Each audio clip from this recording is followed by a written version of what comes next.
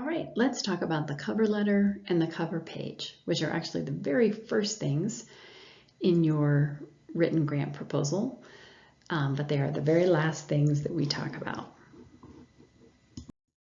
Okay, so what's in your cover letter? Your cover letter is basically a snapshot of your entire written proposal. And so the goal is to just in one page give your funder a sense of everything that you're doing and why. Basically so that as they are reading through your grant proposal, you know, they have to wait until they get to methods, right, to figure out what you're doing, or they have to wait until they get to needs assessment to understand what's happening, why this is needed in the local community. And sometimes that can be confusing to be reading things but not really know where people are headed.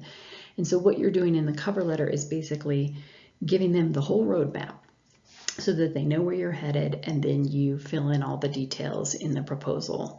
So this information, for example, here that you're listing in your cover letter is nice information to give the same snapshot in your oral funding presentation as you give the introduction. Give them all the information about where you're headed and why. So you're going to have all of your draft sections out, and you're going to be basically pulling out the most relevant information in one or two sentences from each section and combining that and synthesizing that into your cover letter. So you want to here's the formatting requirements. We'll get to the content requirements, but you want to go ahead and create your own letterhead. You don't have to actually have the letterhead from your agency, but you can take a little screenshot of their logo and make your own letterhead. You're going to obviously format it like a business letter with the date, with the funder, contact name, and address. And then we'll talk about what the actual content is.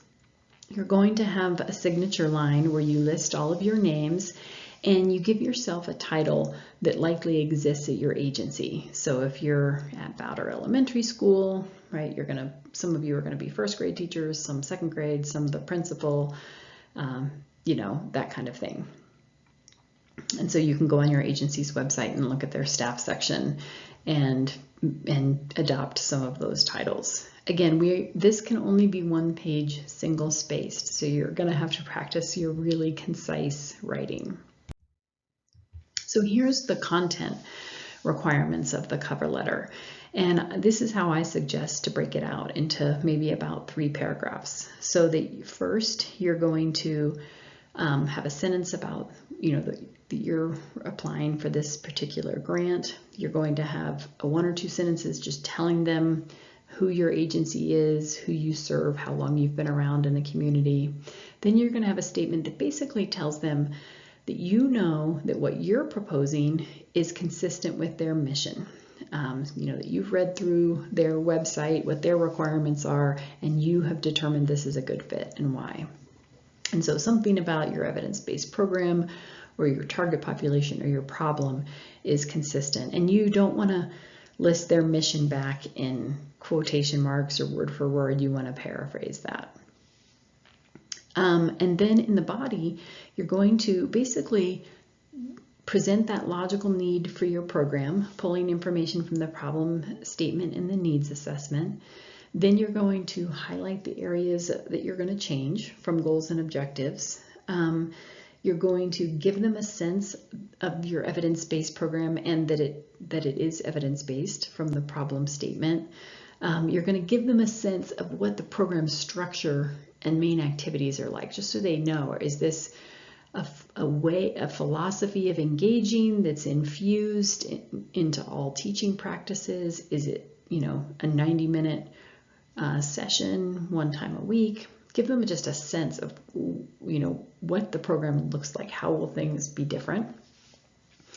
And then in your final paragraph, your concluding paragraph, you can include the total amount requested from the budget.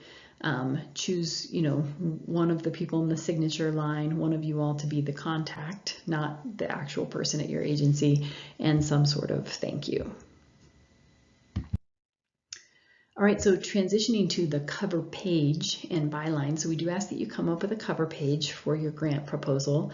And basically this has 3 elements. You can get the logos, again, screenshotted from various websites. So the logo or name of your evidence-based program, the logo and name of your agency, and then some sort of byline that you create. Or perhaps this is the byline of your evidence-based program.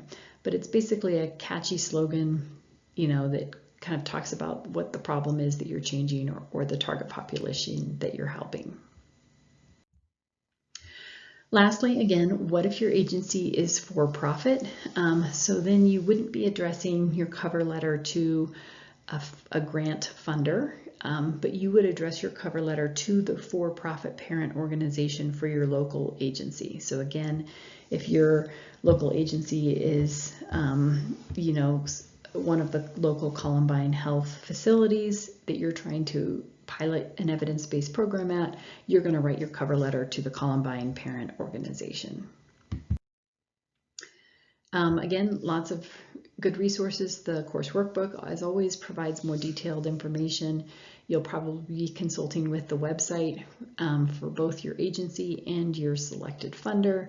And then you're going to have out your revised grant proposal sections and pulling out the most relevant information and kind of synthesizing it seamlessly.